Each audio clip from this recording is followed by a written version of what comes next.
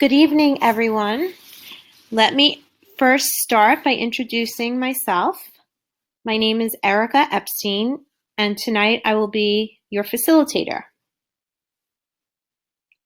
I'm going to give you some background about myself. I wanted to first start by letting you know that I have been a professional educator of children from infants through elementary school since 1995. I graduated from Queens College in New York with a Bachelor of Arts degree in sociology, and in 1997 I received my master's degree in early childhood and elementary education. I actually just graduated from Nova with a master's degree in marriage and family therapy. I was a New York City public school teacher, like I said before, from 1997 through 2008, and then I owned my own private preschool in West Palm Beach from 2009 to 2016. As part of my daily responsibilities, I was in charge of hiring, training, reviewing, and supervising staff of about 22 people. We complied with Florida child abuse and neglect requirements. We maintained compliance with Florida DCF, Palm Beach County Health Department, Florida Department of Health Food Program, Early Learning Coalition of Palm Beach County, Children's Forum, and I can go on and on and on. And we were accredited through Apple. I have extensive training in teaching strategies gold and class assessment models. I also possess a Florida staff credential and DCF Preschool Advanced Director credential. And I am also proud to be the mother of 2 children. And tonight we will begin the topic, as you see on the screen, hopefully, Parents as Partners, How to Get There. But before I begin, can everyone see and hear me? If you can just type in a quick yes or no.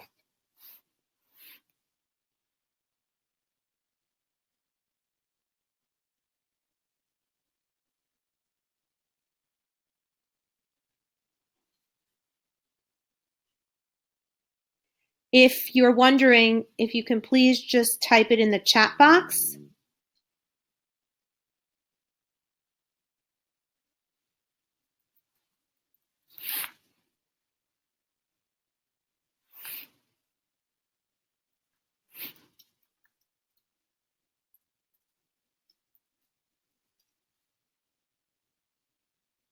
Okay, so it seems that everybody can hear, so I'm going to proceed. When we think about the topic parents as partners, we think right away that, generally speaking, we like to view parents as our allies. Because if we don't view parents as allies, then the opposite of that would be enemies.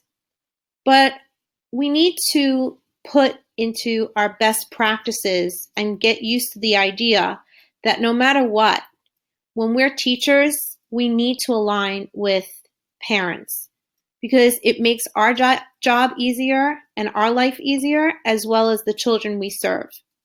So it's really important that we distinguish between parents and caregivers, and we also draw a line between how we behave when we're in front of them and how we carry ourselves as well. And so tonight I'm bringing you a training all about this. Okay, so why is family involvement so important? Well, first, let me share with you that research demonstrates that parent and family involvement significantly contributes to improved student outcomes. What does that really mean? It means that if we have parents on our side, we are most likely to secure the benefit of students achieving later in life, and parents are also the proponents of change and development and growth, so that it's really an even playing field. We can't do the job alone. We only see our children for 7 hours a day, some less, some a little bit more. But in order for parents to really help us, we need to make sure that we can involve them as much as possible. We also can think of family involvement when we think of a larger scope of who is part of involvement. So we want to make sure that administrators, the community, and anybody in between can serve to benefit that family. And it's really important that we think about this and how involvement expands.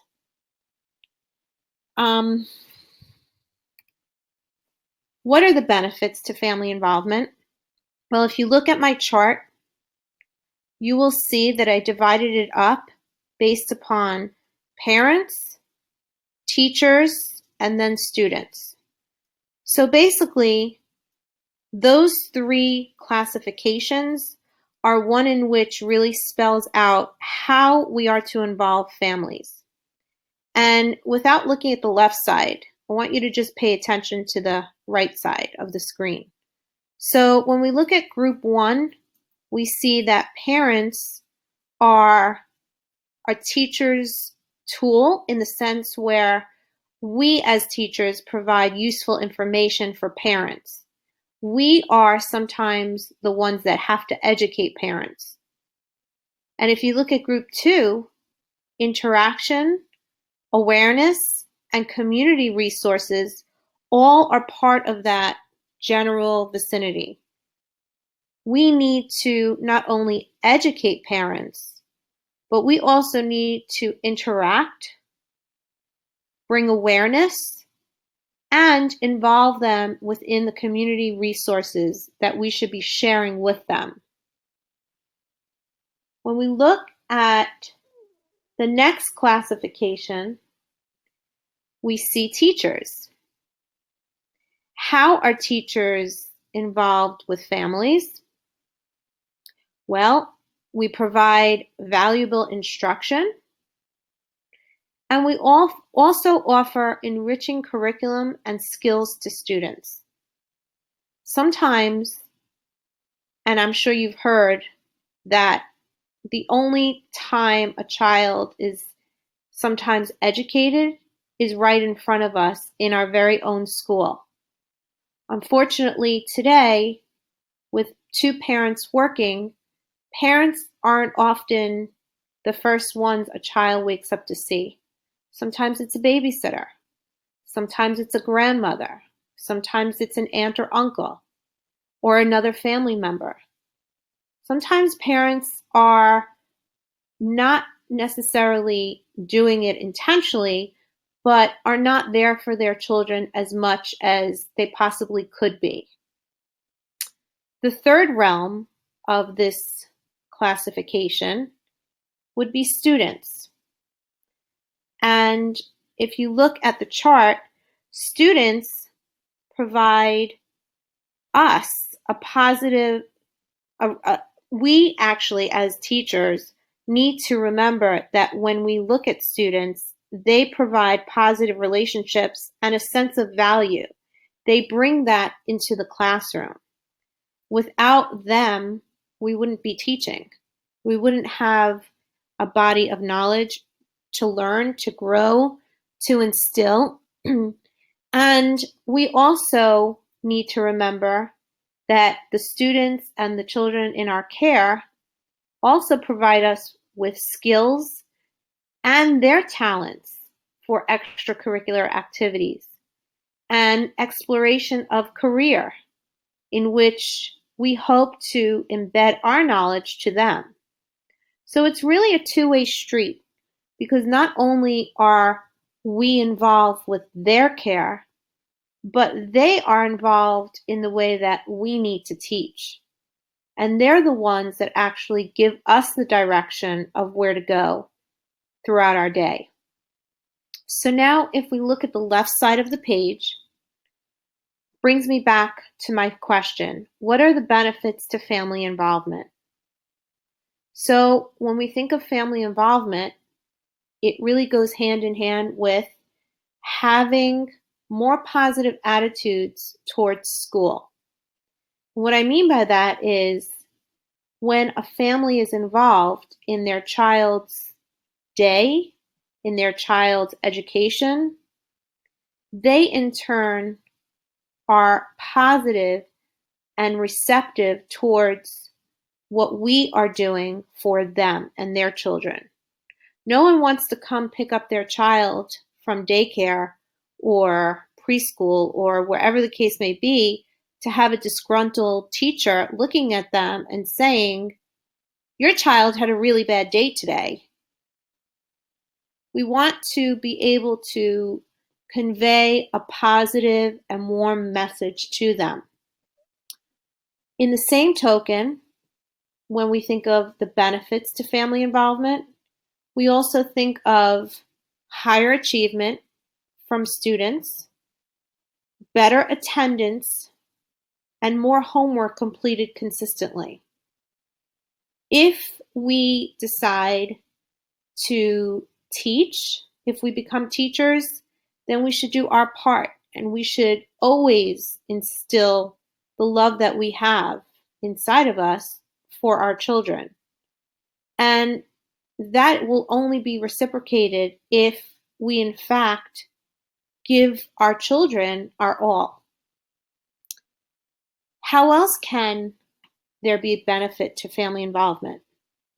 Well, family has a they have higher graduation rates, that is children, and enrollment rates in post-secondary education, meaning high school and beyond. And if we constantly and consistently embed this message in our families, then we are doing far better than we can even expect. And the last point on this slide is better schools to attend.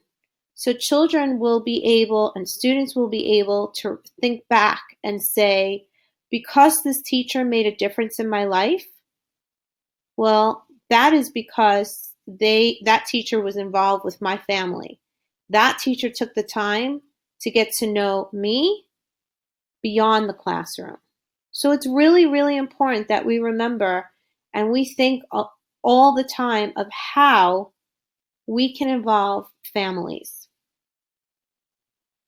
So before I go to the next slide, I want you to think, we just talked about why there should be benefits to involve families from a teacher's perspective and a student's perspective.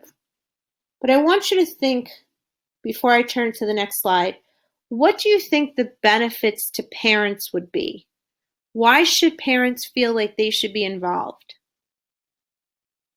So if maybe you can just think about that, or you can write in the chat just the thought of why you think there's a benefit to parents and what their purpose is to have family involvement.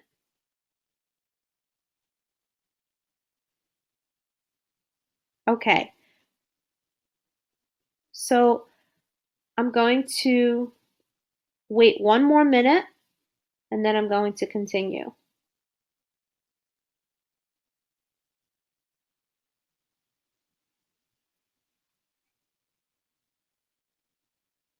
Okay. What are the benefits to parents? So definitely we know that in order to help our students, we must make sure that parents are our number one supporters. And what better way than to make sure that they're involved in the educational programs that we run and how schools work. I can't begin to tell you how many times when I owned the preschool, I would have the disappointment of telling a parent how their child may not have been doing well, developmentally, or maybe they weren't grasping the material that they were being taught during the day. And a lot of the parents just looked at me completely baffled. Let me just interrupt myself. I guess we have one participant that wrote, parents believe they are still involved in the child's life even if they are not there. That is very true. And family has a big impact on the kids, and we have to understand different cultures. Absolutely, could not agree with you more, Nadi. That is so true, and I actually addressed that later on in the workshop, but could not agree with you more. Those are excellent points. So going back to talking about the benefits to parents, um, so when parents would look at me baffled because I would tell them about their child not doing as well as they thought they might be doing, or let's say they might have behavioral issues that were impacting their educational learning, parents just were very defensive, and that's their automatic response, right? And you can't blame them. You're talking about their precious child, their, pride and joy. And that is not something that parents want to hear at all. So, in order for us to make sure that we know parents are on our side and we can open up and share these important and crucial things to them about their children, we really need to involve them day one. They are going to be the biggest support of their child, but gaining them to be your biggest support is also the key. And I think it's really important also to mention that in order for parents to feel like they can trust the teacher, there needs to be a greater confidence about ways to help children learn, so that when we see parents, we're able to share things that may not always be positive. It may be telling them simply, Johnny had a great day today. However, when he was in the block area, he, out of nowhere, he had a little bit of a fit, and he decided to take the block and hit it over somebody's head. And that's very out of character for Johnny. Always emphasize the positive. You want to get back to that place of, what did the child do correctly? What did the child do in a positive light? Just to show, once again, to the parent that you are the child's biggest supporter. Because at the end of the day, the parent is going to support you, and it's really a matter of how you come off to the parent. It's not so much how the parent interprets it and analyzes it. We can't control that, but we can control how we involve our parents. Additionally, there should be more positive view of teachers. But in order for that to happen, we need to empower our parents. We need to actually tell our parents, you know what? You're doing a great job. Keep teaching your child, Johnny, how to speak. He has great manners. He says thank you. He says, please, can I open the door? He doesn't cut in line. We want to really show our parents that, once again, we are monitoring carefully.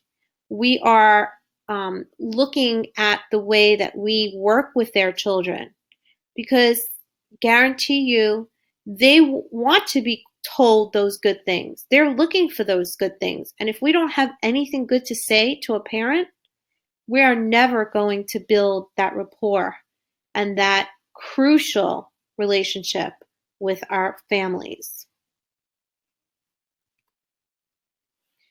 Okay, the next slide, this shows a group of children holding hands. And it's just a fun fact that I wanted to share, that children do better when their parents are involved both at home and in school. And, You very well know, I'm sure, that there is such a strong correlation between families that have involvement in the home and families that have involvement in the school in the school place as well. And even if parents work and parents, have maybe difficult work shifts, that doesn't mean a parent may not be there. It just may mean that it might look different for some families. But I think what's really important to note is that the development and the early stages of a child's growth comes from the fundamental development that a child is given in the home. If the child knows that the parents are there, then the child will achieve and do better in school. So there's definitely a correlation.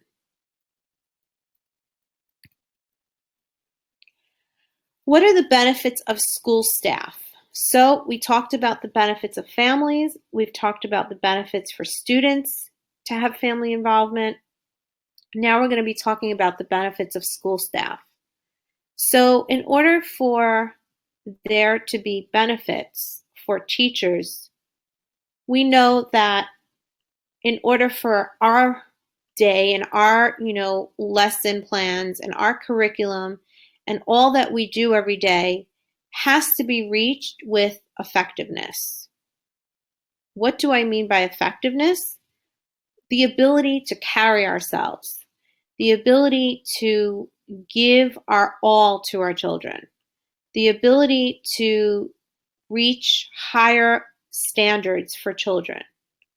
And that is also something that the teacher may struggle with because, as you know, the state standards are, they change as the years go on and they're modified and tweaked. But if teachers are not fulfilling what is expected of them, then they shouldn't be able to have any expectations of their students. So first and foremost, it's really important that the staff is aligned with the expectations that is handed down as well by the students. There needs to be a direct alignment. Also, there is an increased ability to understand family views and cultures so that when you have many different cultures in your classroom, you're able to understand that what looks, a certain way for one family as far as family involvement may not look the same way for another family. And that could be cultural. And that is why we need to be sensitive and aware of how that translates into the classroom. So when we do get volunteers and we do have sign-up sheets for class events, it's really important that we promote this to our parents and that we actually come out and say, thank you so much for making today the best day of your child's life. I mean, one of the best days, right? That this child knows that they are on the path to success because their parents were involved in their education, because their parents took time out of their work schedule to make it a priority to be there for their children. And for the parents that couldn't make it, you might want to send a little thank you note home and say, we would have loved to have you today, but we know that you were working, and instead, hopefully you can make it to our next event.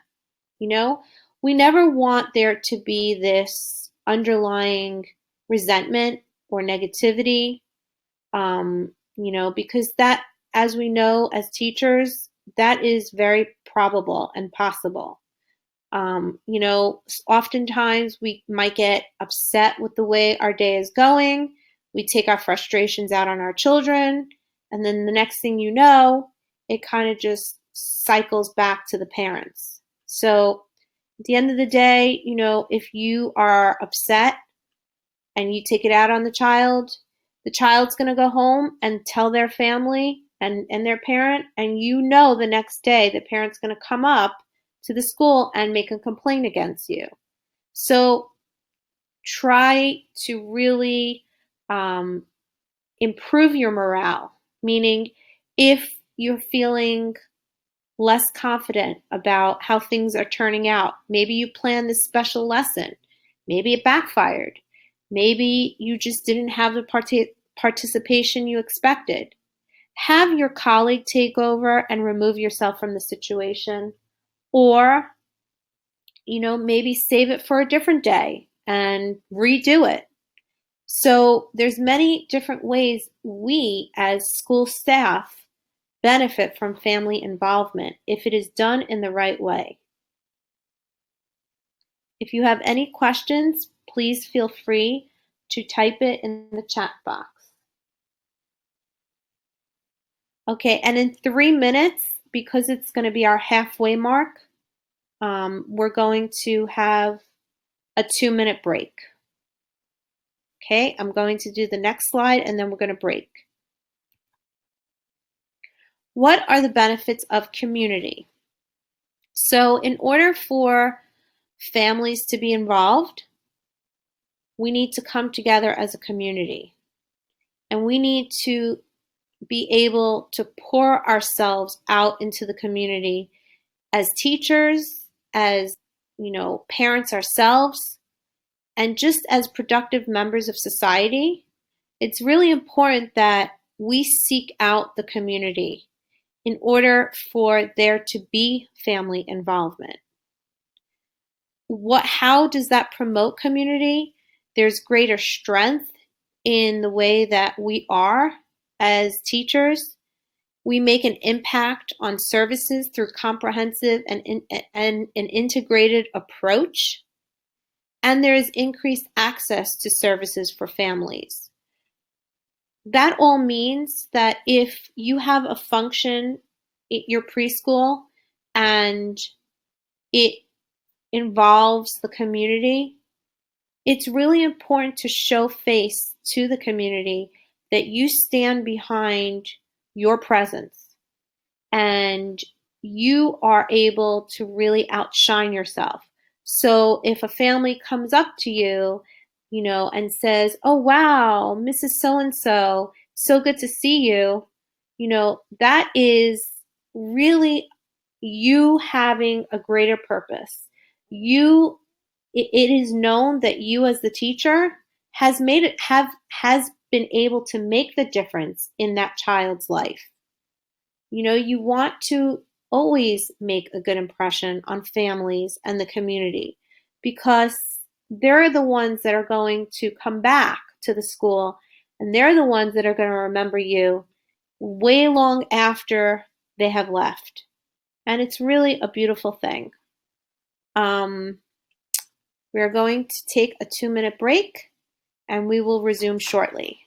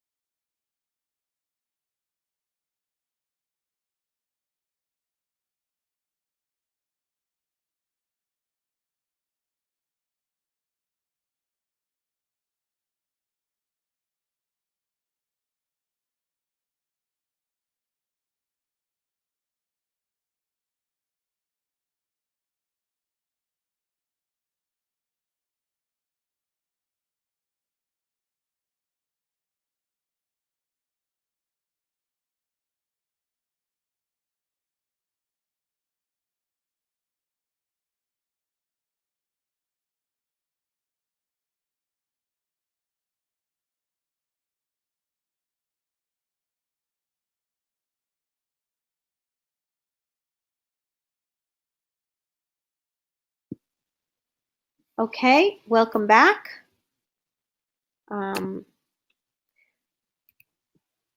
So in the next slide, I picked out this cartoon and I'm hoping that you all can see. It's a little character, like a satire about how in 1969, if you notice, the parents of this child that looks really, really upset were almost about to, you know, they were scared. They were scared of the teacher. They were, upset that their child got bad grades. And if you notice, the parents' faces were turned away, and they were, explaining. I'm sorry. They were expecting an explanation as to why their child got bad grades. But in today's society, if you look at the right part of the satire, the parents are saying, explain these bad grades, and look at their faces. They're angry. They want to know why their child did so poorly. And why did the teacher give the child such bad grades, almost implying that it was the teacher's fault. And look at the child's face compared on the right side versus the left side. So do you notice that there to be a problem in this little cartoon picture? Well, if you do, you can type in your responses. And as you can see in this quote, the relationship and trust between schools and parents is breaking down. By screaming at teachers, parents are not instilling respect or right from wrong in their own children. A good education goes hand in hand with discipline. You need both in adulthood. So really what this satire depicts is the fact that you really need to set the record straight as a teacher, as a parent, and even as a student. There should be responsibility as far as how there is a relationship between all three. We can't expect our children to react a certain way if we as the parents are not instilling that in our child.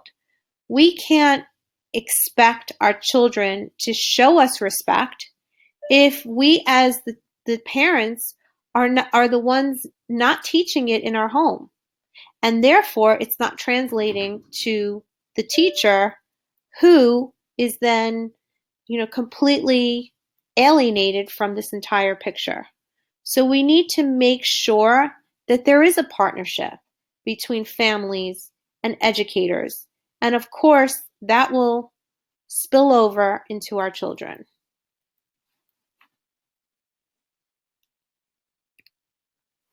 What is the correlation between involvement between parents and students and schools?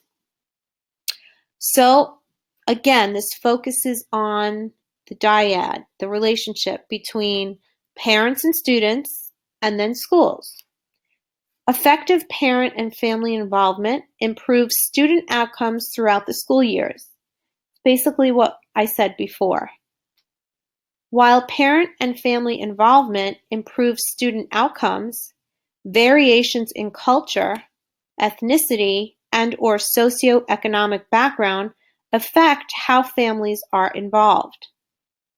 Okay, so to that point, we know that if there is an increase in parent and family involvement, does that mean necessarily that there is also an outcome, a positive outcome, and a successful outcome, even if families may come from different cultures or ethnicities or socioeconomic backgrounds? We hope so, because we should see families in one continuum. It shouldn't be that because a family comes from a different culture, there should be an excuse for why that family shouldn't be involved in their child's education. We should be able to, promote our message throughout all families. Parent and family involvement at home has more impact on children than parent and family involvement in school activities. Okay, so in order for us to be able to make sure that we at home are doing our job and making sure that our children are following suit, we need to, that needs to stem from the top down, right? Top down meaning the parents. The parents need to be the ones to instill with their children that they are there for them. They're the ones that are advocating for them. They're the ones that are involved in all that they do in school activities. So if there is a function that's being held in the school, it's really important that families show up. Children are expecting their parents to come. I know that when I owned the preschool and a majority of the parents came and there was like one or two children singled out where their parents did not show up, it really made that child feel terribly. And I could not express enough how sad I was for that child. And there was always that feeling of, what can I do to make this child not feel this way? It was almost like I had my own guilt because in my mind, I knew that if I didn't make my own child's event, that that was something that would probably stay with me for a long time. So I'm not saying that it's that standard for all parents because obviously things get in the way and there's unusual circumstances and then there's life, but we should always be involved in our family and in our children's education. The nature of effective parent and family involvement changes as children reach adolescence. So, of course, as children get older, the involvement may be less, but that doesn't mean there is a abstinence of parents involved in their child's life, right? It means that it may look different. Parents may not come to every event. Parents may, see a report card from a child or grades, the marking period grades, and, they may be very proud, but they just may show it differently. They may not, take the child out for dinner, but they may give them a congratulations.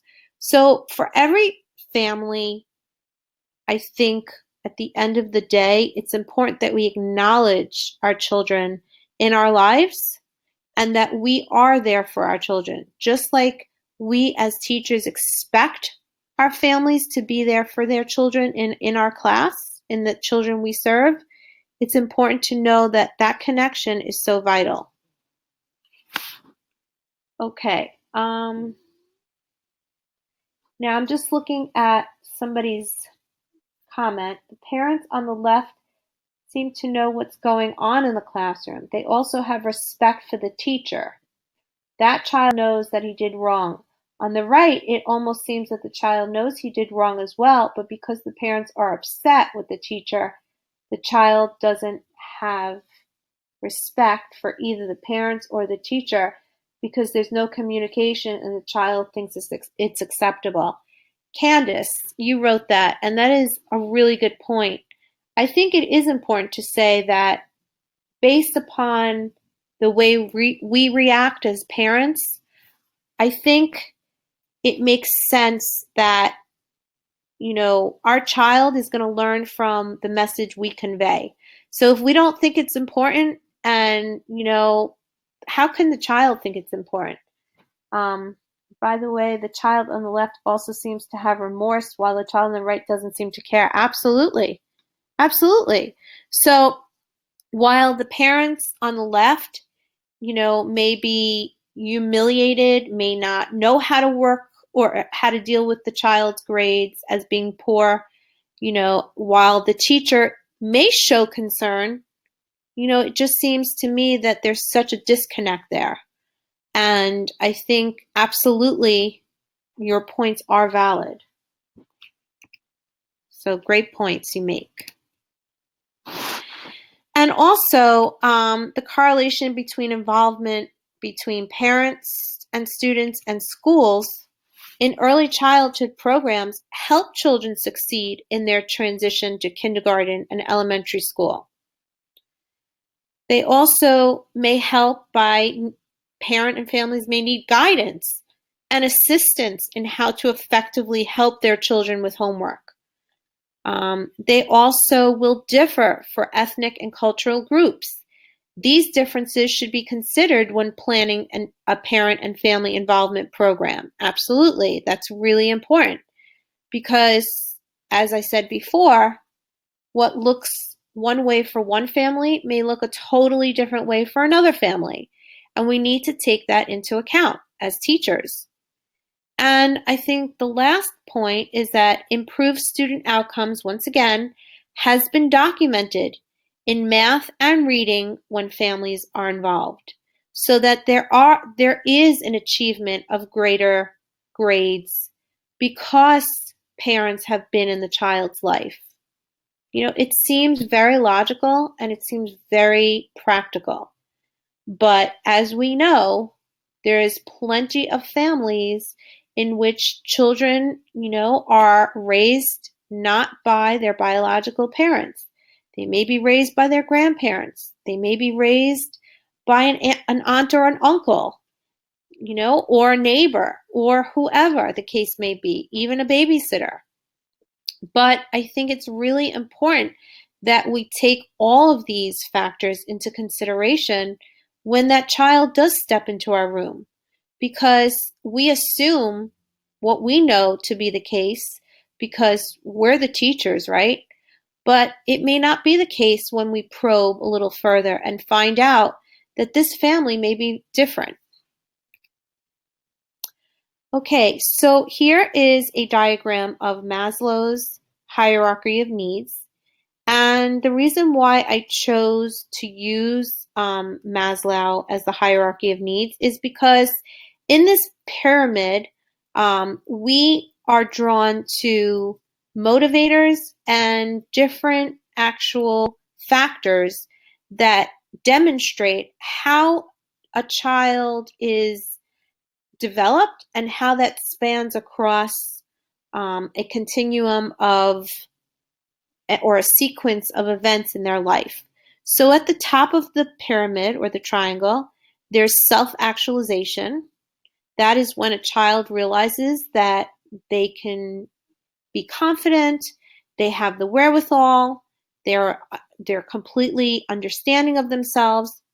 Then they have esteem, which would be of their self and others. That carries into their overall persona. Then they have belonging and love, which would be a hygiene factor in this case, such as an interpersonal connection or relation.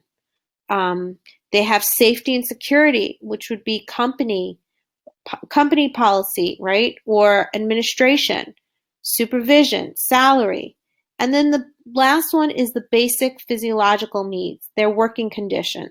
So in this diagram, I chose because there's so many factors going on here.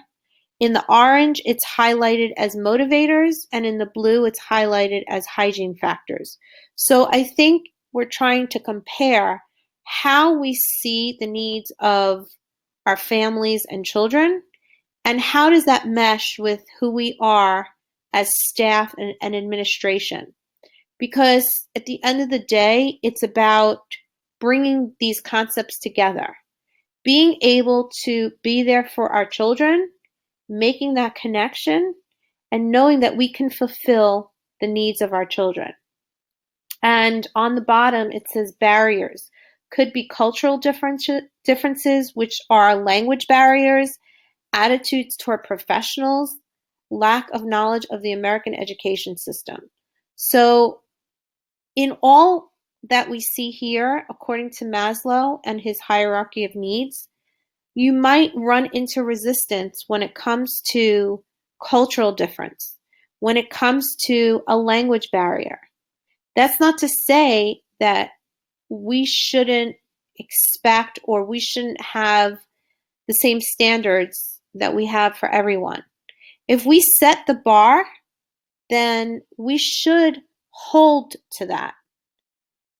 And anything that comes under that, we might be setting ourselves up for failure because we always want to stretch that bar. We know that our children can achieve it, so why not be able to teach it? Why not be able to stretch that? Other barriers may be primacy of basic needs, which are food, clothing, and shelter, which take precedence over educational needs, feelings of inadequacy associated with difference in income or education, safety, especially in inner city school neighborhoods, uncertainty about what to do, and lack of time. So the barriers that are, let's say, emphasized would be all of those things that belong in, let's say, things that we're lacking within the hierarchy of needs. Sometimes it's, again, not in our control, but there may be things inhibiting the relationship between us as teachers and our families that we serve. There may be, a stigma that a family may feel about their income or about their level of education or about their safety.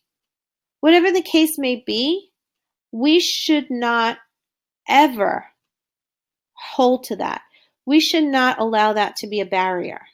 And when I say barrier, I mean something that prevents us from being aligned and equal to our families. And that's something that comes full circle from what I started with at the beginning of this workshop.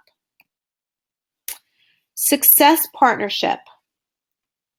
Okay, so as you can see here, there's 3 tiers of parents, teachers, and students. So in the parent gear or the parent tier, we see that in order for there to be success, we need their support. We need their guidance. For teachers, yes, we know how. Yes, we are inspired. And for students, they have desire and there is motivation. How can we connect and make this a successful partnership? Schools aren't always knowledgeable on how to involve parents. We have to instill our knowledge to them. Schools should be knowledgeable in how to involve and encourage parent participation. Parent involvement requires a vision, policy, and framework. A consensus of understanding is so important. Again, I can't stress that enough. In order for our vision as a school, as our vision for a classroom, we need to involve our families on every single level. There should never, ever, ever be an excuse. One size does not fit all when developing school-family partnerships. What do I mean by that? If there's a lack of a school environment that supports parent or family involvement, school practices that do not accommodate the diversity of family needs, childcare constraints, and families' past negative experiences with schools and our feelings of uncertainty about treading on school territory. What I mean by that is just because Johnny's family is different than Michelle's family doesn't mean that family has to be singled out. Doesn't mean that we can't accommodate them. Doesn't mean that they don't fit under the umbrella of giving our support, of being able to share in the experience of best practices. Whatever is appropriate for one student is appropriate for another student. However, with the help mustered by support staff and guiding principles taught by parents, the future is bright. The home environment is the primary educational environment. Again, I will repeat, the home environment is the primary educational environment. We as teachers can't expect our children to just be educated by us. we must convey and we must teach our parents that in order for them or their child to get a successful score in VPK and the different domains that they're tested on, that is their job just as much as it may be ours, but their job is even greater, because if we just take the responsibility of the parent, then we're doing their job as well. And we can't always do a parent's job. Parent has to do their own job, but we can help. And parents are a child's first teacher. So it's not the other way around. It's not the teacher as the child's first teacher. We're not the child's first teacher. It's the parent that is the child's first teacher. And in order for parents to understand this concept, because I'll be honest, this is a very I would say moving concept for me, because I've dealt with plenty of resistance from parents in the years that I taught and in the years that I owned the preschool.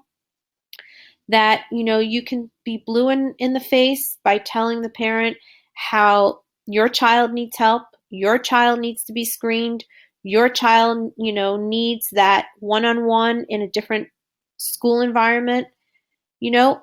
They may not understand, but again, being able to say it in a unified way and making them your ally makes all the difference.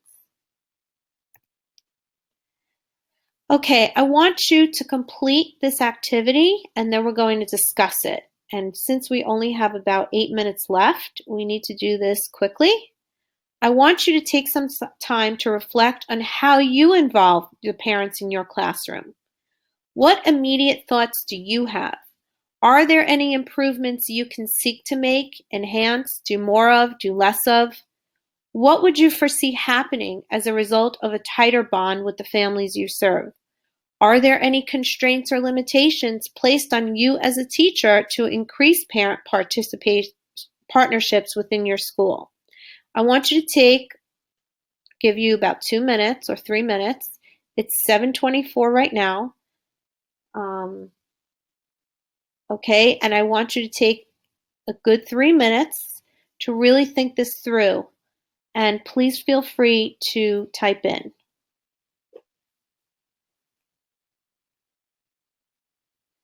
Okay, somebody asked, Takara, I hope I'm pronouncing your name correctly. What about special needs? That is a great question. The reason why I didn't include special needs in this PowerPoint is because we're really talking about the general population here. There is actually, I believe, another presentation that I'm going to do that talks about that if you are interested. And like I said, we should absolutely make sure that, we are advocating for our children. And I know that families with special needs children have a greater time being able to do that because they meet such adversity from school system and teachers sometimes and principals and administrators make it worse.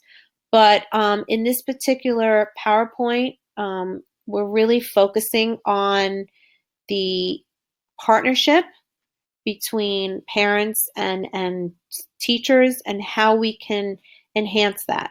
So I hope that answers your question a little bit. But we should always keep in mind that when there is diversity in our classroom, it's not just cultural. Yes, it could be educational. It could be that a child has special needs, and we need to address that for sure. We should definitely acknowledge the fact that it's even more of a reason to have a partnership with that family.